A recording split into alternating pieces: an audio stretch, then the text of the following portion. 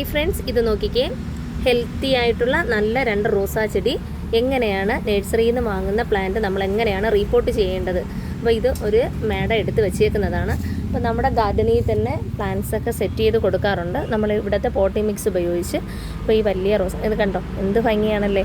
അപ്പോൾ ഈ പ്ലാന്റ് എങ്ങനെയാണ് നമുക്ക് റീപോർട്ട് ചെയ്യേണ്ടതെന്ന് നോക്കാം. ആദ്യമായിട്ട് നഴ്സറിയിൽ നിന്ന് വാങ്ങുന്ന പ്ലാന്റിനെ നമ്മൾ ഈ ചട്ടിയിൽ നിന്ന് കമഴ്ത്തി എടുക്കുക കണ്ടോ.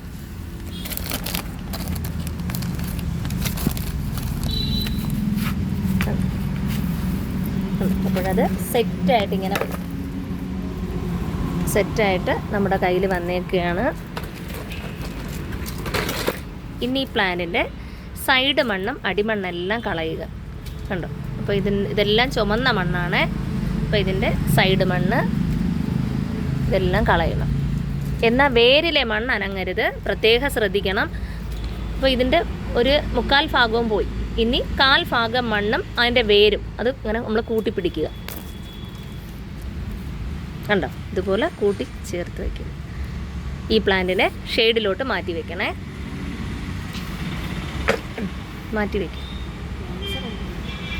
മാറ്റി വെച്ചതിന് ശേഷം കണ്ടോ, ഈ ചെടിച്ചട്ടി നോക്കണേ.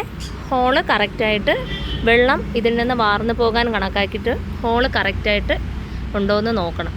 ഇതിന് ശേഷം ഇതിൻ്റെ ഒരു ലെയർ ഓട് കഷ്ണം ചെറിയ പീസാക്കി ഇടണേ. ചെറിയ പീസായി ഓട് കഷ്ണം ഇടണം.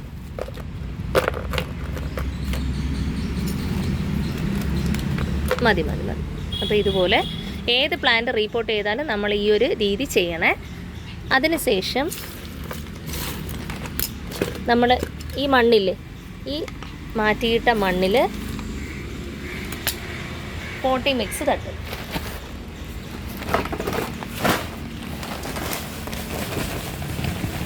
മണ്ണുമായിട്ട് മിക്സ് ചെയ്യുക. അപ്പോൾ ഇതിൽ നമ്മൾ ഇതാ നോക്കിക്കേ, ഇതിൽ ചാണകപ്പൊടി, എല്ലുപൊടി, വേപ്പിൻ പിണ്ണാക്ക്, ചകിരിച്ചോറ്, ഇത്രയും വളങ്ങൾ ഏത് പ്ലാന്റ് റീപോർട്ട് ചെയ്താലും അത്യാവശ്യമാണ്.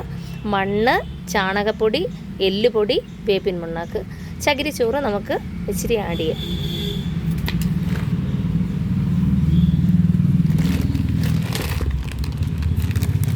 മഴ സമയമായതുകൊണ്ട് മണ്ണിങ്ങനെ കുഴഞ്ഞ് കിടക്കുകയാണ്.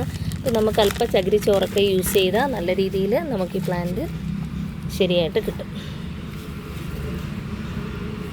ശരിയെന്ന് അതിന് ശേഷം രണ്ടാമത്തെ ലെയർ ഈ മണ്ണ് ഇതിനകത്ത് ഫില്ല് ചെയ്യുക.